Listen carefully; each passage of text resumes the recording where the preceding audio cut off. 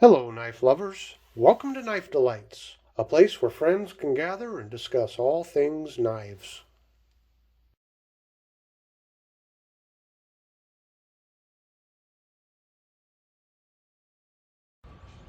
Hello, everyone. This is the second time that I'm shooting this video. I did it earlier this morning alongside a lake, and I just didn't like how it turned out. And I happen to be near a very historic site here in northern Iowa, the Iowa Great Lakes region, which is Okoboji and Spirit Lake and Gar Lake. There's a total of 5 lakes, so that's why they call it the Iowa Great Lakes. But back in 1857, this was the site of a massacre that occurred. It was a violent conflict in March of 1857 that led to the deaths of 36 settlers.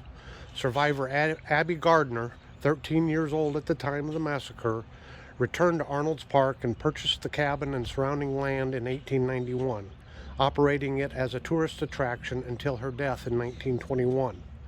In 1974, the State Historical Society of Iowa restored the cabin to its original appearance.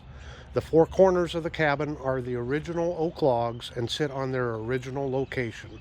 The State Historical Society of Iowa owns and manages the Abby Gardner cabin, which is listed on the National Register of Historic Places. So ladies and gentlemen, this is hallowed ground. Right here on this ground in 1857, it was a bitter, bitter cold winter day. It was actually, well, when was it? March, yeah. But they had a big blizzard and the temperatures had plummeted. Sioux chief by the name of Peduta, he just basically, him and his warriors went on the warpath. Peduta was upset because of the encroachment of the settlers, and he was having a hard time feeding his tribe. And he just saw that these settlers were taking away, his resources. So there is a monument that's erected here, and the family cemetery plot is located here also. But I'm going to go over to a picnic table here in front of the monument, and I'm going to reshoot this knife review. Okay, so what we're looking at here is the Rapala bird knife, model NK26297. And this knife is part of the classic Birch collection. Now, a little bit of information on Rapala, the company. It was, of course, first known for its fishing lures and tackle, and then its famous fillet knife. Lauri Rapala, the founder of Rapala Business, was born into poverty in Finland in 1905. He made his living by farm working and fishing. To make a better living for himself and his family, Lauri started to develop a lure that would increase the productivity of his fishing. In 1936, he managed to carve a rough-looking lure that produced an off-center and enticing wobbling action, the one that is still the basis for many Rapala lures. In 1967, the first Rapala fillet knives were launched. This was the start of the cooperation with the Martini Knife Company. The foundations for the Martini Company began in 1928 in the land of dark Arctic winters and the midnight sun, when a blacksmith, Jan Martini, decided to establish a knife factory in Finnish Lapland. Martini used natural materials like leather, curly birch, reindeer antler, and the ultra-sharp blade was always made from the finest steel. Today, Martini knives are a combination of generations of craftsmanship and modern technology that create knives that are not only sharp, but also perfectly represent the beauty and toughness of the North. They're called Puukko, the Nordic knife. In the fall of 2005, Rapala bought Martini Limited's whole capital stock. The trade acquisition strengthened Rapala's position and kind of kept them as #1 in the fishing equipment tackle worldwide. And it hastened and expedited the journey of Martini's products to the world. So there are 6 knives total in the classic Birch collection: a skinner, a drop point, a caping knife, a clip point, a gut hook, and the bird knife that we're looking at right here. So this is the Rapala bird knife. Its overall length is 8.25 inches or 20.96 centimeters. The handle length is 4.5 inches or 11.43 centimeters. The blade is 3.75 inches or 9.5 centimeters. The blade material is a 420 German stainless steel, and the blade style is a clip point. And the blade has a satin finish, and you can see on this model it has J. Martini's signature on there, and Finland. So this knife here was designed to be a mid-size, semi-flexible blade, ideal for detailed cuts along the bone. It was also designed specifically for fowl and small game.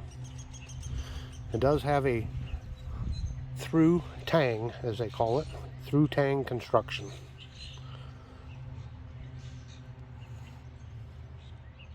And of course, the Martini signature on there.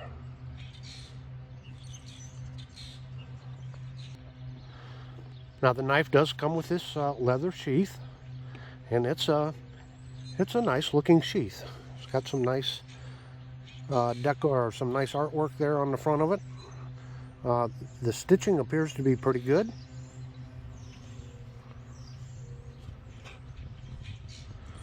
See that there?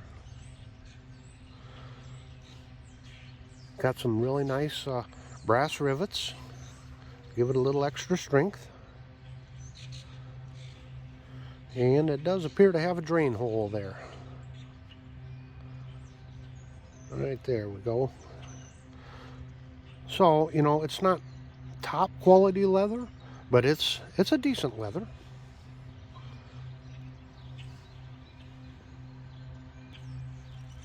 I did want to show you that this knife fits very snug inside the sheath. I don't even have to push in very hard. That knife's not going anywhere. I do like this birch handle. It's very sharp. Sharp looking, I mean. No pun intended on the sharp there. But it fits in the hand very well. And I've got, well, I wear large gloves, so kind of an average size hand, and I get a good 4-finger grip with it. And I can't help but think that if somebody is getting up there in age and has arthritis in their hands or losing some strength in their hands, this handle, well, you can just get a really good purchase on it without a lot of effort, and it might be a good knife for those with those kinds of conditions. Now, as far as the availability, this knife and that collection seems to be out of production. However, you can still find some on the online stores. The online stores that list them as not in stock anymore, it looked like they were selling them in the $30 plus price range. The sites where you can still find them, where it seems to be a current web page, they apparently they're selling them, I don't know, for $40 plus. I was very lucky to find this knife on sale in a local sporting goods shop, and I spent, with tax, just over $20. Now, I wasn't looking to buy this knife. Like I said, I just stopped in to browse, kill some time, and the salesman pointed out that this knife was on sale, and I went ahead and picked it up. And this ties into another video I did, Thrifty Kniffy, he did a World Knives open tag, and I responded to that, and I had a Rapala fillet knife, and I think I've had that knife for probably close to 30 years. Always had it in my tackle box, and I went to get it in order to shoot that World Knife tour, and lo and behold, I could not find that knife. So while this is not a fillet knife per se, I think for my fishing purposes it'll work great, and it'll be a great addition to my tackle box, and I'm going to really try not to lose this one. So anyway, I hope you've enjoyed this knife review. If you want to hang around, I'm going to shoot just a couple minutes of some more of the history here, and show the graveside and the monument. This really is hallowed ground, and I think you'll enjoy it. You can find out more if you just do a search online for the Spirit Lake Massacre. There's way too much to explain than I have time for here. So hang around, and everyone have a delightful day. So this is the Gardner family cemetery, and buried within the fenced area are the remains of Abby Gardner Sharp and her sons Alan and Albert Sharp. Directly under the stone monument are the remains of Abby Gardner's family: Roland, Francis M., Mary Luce, Albert Luce, Amanda Luce, and Roland Gardner Jr., killed near the cabin on March 8, 1857.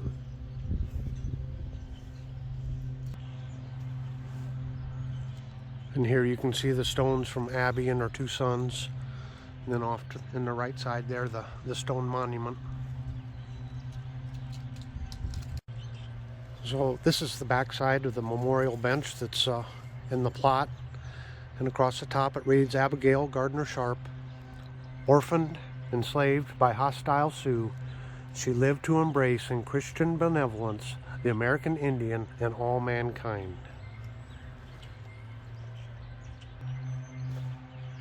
Okay, there's a little video here of the monument that was erected by the Iowa legislature to commemorate this spot memorial.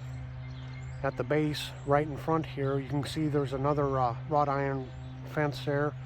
That's the internment of some of the other settlers. They were reinterred there in that spot there. So this is the beautiful Lake Okoboji, again one of 5 lakes. This lake was made by the glaciers. There's one point off to the left, off of one of the points, where the depth drops down to 163 feet. But it is a natural blue water lake.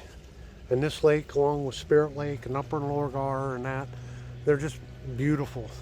As you can see across the shore there, this is really built up. It's been a tourist and resort area for the last 100 to 120 years. So it's just naturally beautiful up here.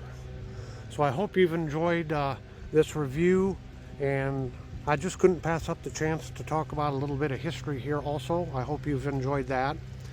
I decided to do the review on the Rapala because there just doesn't seem to be a lot of reviews out there, and I just know it's a well-established brand, and I thought you would like to see something from the classic Birch collection. So until next time, have a delightful day.